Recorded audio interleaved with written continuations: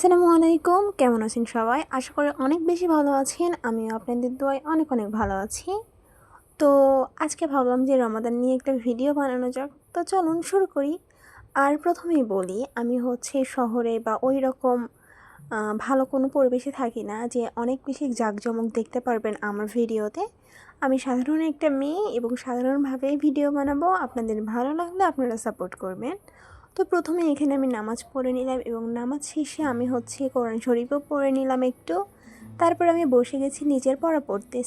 নিজের না, আমি হচ্ছে কোচিংয়ে ক্লাস নেই। ওই পড়াগুলো একটু দেখছিলাম যে পরবর্তী ক্লাসে ওদের আমি কী বিষয় পড়াবো, ওইটা আমি নিজে আগে ঠিক করে রাখছিলাম। কারণ আমি নিজে না জানলে ওদের কীভাবে পড়াবো। আর স্টুডেন্টগুলো যে পাক না এখনকার।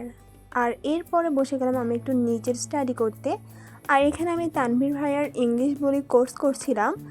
আর অনেকে আমাকে বলছে যে যেহেতু এই সময়টা বাসায় আছি, মানে অযথা বসে থেকে সময় নষ্ট না করে ইংলিশটা একটু ভালো করা যায়, এটা হচ্ছে সবার জন্যই আর কি ভালো হয়। তো আমার এই ক্লাসটা অত বেশি ভালো লাগলো না, মানে করতে মন চাচ্ছে না আর কি।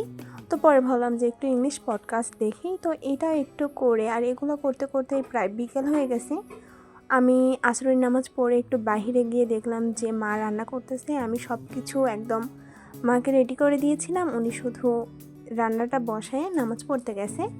আর এখানে রান্না হোক, পরে আমরা চলে গেছি আমাদের হচ্ছে বাড়ির বাহিরে একটু ফাঁকা জায়গাতে। তো এখানে এটা আমার হচ্ছে ছোট ভাগিনা, ওর সাথে আমি একটু মজা করছিলাম আর ওর আমি বলছিলাম হাই দাও, কিন্তু ও তো সবাই আয় বলছিল। তো তারপরে আমাদের ইফতারের সময় হয়েছে। আমি খুব সাদামাটাভাবে ইফতার করি, এত কিছু আমরা খাই না। আর তারপরে আমি বইগুলো নিয়ে বসে গেছি, এগুলো পড়বো। আর আমার দিনটা এভাবেই কাটে। তোমাদের কীভাবে কাটে অবশ্যই জানাবা।